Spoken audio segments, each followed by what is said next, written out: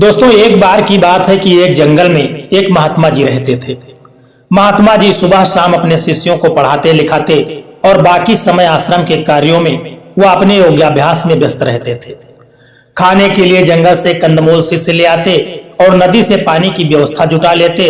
इसी तरह से महात्मा जी का जीवन बड़ा ही सुख और शांति के साथ आनंद में कट रहा था। लेकिन उस महात्मा जी का एक शिष्य था जिसका नाम था श्वेतांग।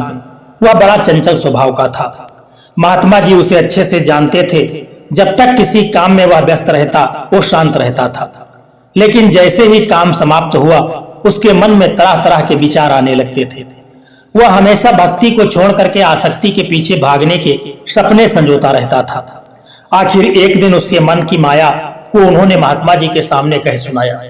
महात्मा जी ने सुना और शिष्य कहने लगा कि गुरुजी, आप दिन भर यहाँ एक जगह बैठे रहते हैं, आपका कैसे मन लगा रहता है।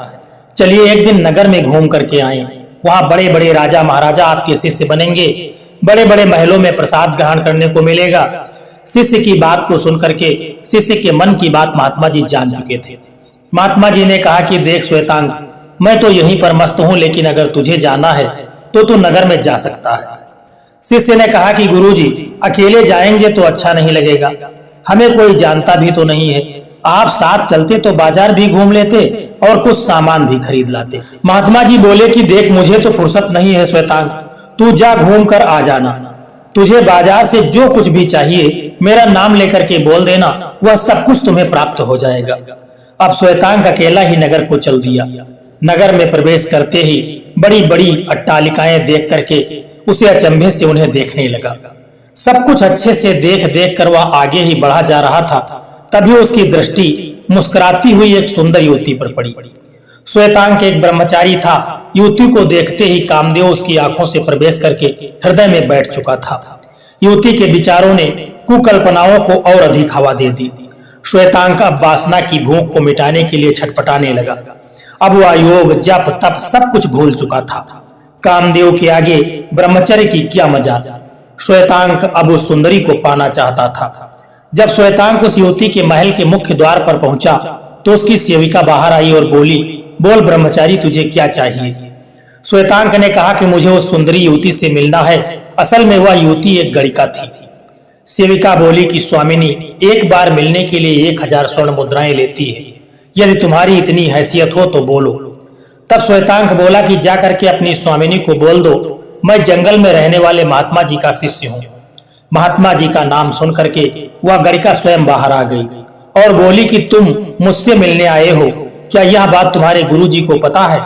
श्वेतांग बोला, नहीं, मैं नगर घूमने आया था, लेकिन मेरी दृष्टि अचानक आप पर पड़ गई और मुझे आपसे मिलने की इच्छा हुई। गणिका ने कहा कि हे ब्रह्मचारी, मैं तुमसे 100 स्वर्ण मुद्राएं नहीं लूंगी, लेकिन तुम्हें एक बार अपने गुरु को पूछ करके आना होगा कि तुम मुझसे मिलना चाहते हो। गणिका को हाँ कह करके श्वेतांग वहां से चल दिया। संध्या को जब श्वेतांग आश्रम में पहुंचा तो गुरुजी उसका चेहरा देख करके सारा माजरा समझ चुके थे। गुरुजी समझ चुके थे कि श्वेतांग काम से घायल हो चुका है। तभी श्वेतांग बोला, गुरुजी, मुझे एक काम के लिए आपकी आज्ञा चाहिए। गुरुजी तो पहले ही सब कुछ समझ चुके थे। अतः गुरुजी बोले कि तू तो उस सुंदरी का नाम बता, अभी यहाँ बुला देता हूँ। श्वेतांग अचानक से खुश हो गया और उसने झट से गणिका का नाम बता दिया। गुरुजी ने गणिका के नाम पत्र लिख भेजा। पत्र पाते ही गणिका गुरुजी की सेवा में हाजिर हो गई।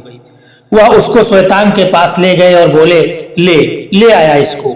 अब एक रात है तेरे पास, जो करना है कर ले, लेकिन ध्यान रहे सुबह तेरी मृत्यु हो जाएगी। गुरुजी की गणिका को श्वेतांग के पास कुटिया में छोड़ करके बाहर आकर के सो गए।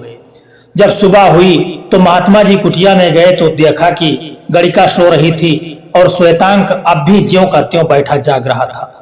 महात्मा जी ने पूछा, अरे श्वेतांग, यूं पत्थर की तरह क्यों बैठा है, तेरी बड़ी इच्छा थी ना। श्वेतांग गुरुजी को देख करके दंडवत प्रणाम करते हुए बोला, माफ कीजिए गुरुजी, किंतु रात भर मैं मृत्यु के बारे में सोचता रहा, इसीलिए कुछ न कर सका। मृत्यु के डर से वासना का भूत छूमंतर हो गया। तब महात्मा जी ने कहा कि जब सुबह मृत्यु आएगी, यह जान करके तेरा रात्रि का आनंद गायब हो गया, तो मुझे तो पता भी नहीं कि मेरी मृत्यु कब आ जाए। ऐसे में मैं सांसारिक भोगों के पीछे कैसे भाग सकता हूँ। इसलिए मैं अपना सारा समय योगाभ्यास में लगाता हूँ।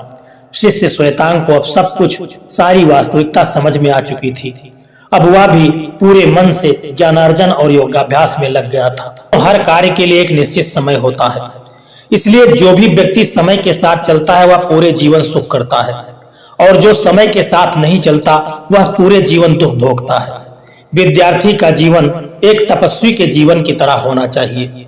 उसे सांसारिक भोग वासनाओं से दूर रहकर ब्रह्मचर्य पूर्वक शारीरिक और मानसिक रूप से मजबूत बनना चाहिए, तभी वह अपने जीवन के लक्ष्य को प्राप्त कर सकता है। अन्यथा वह लक्ष्य से भटक जाएगा और जीवन में उसकी दुर्गति ही होगी। दोस्तों, यह कहानी आपको कैसी लगी है एक प्यारा सा कमेंट करके जरूर बताना, और यदि वीडियो आपको अच्छा लगा है तो वीडियो को एक लाइक करके चैनल को सब्सक्राइब करने की भी कृपा कर देना। जय श्री कृष्ण, राधे राधे।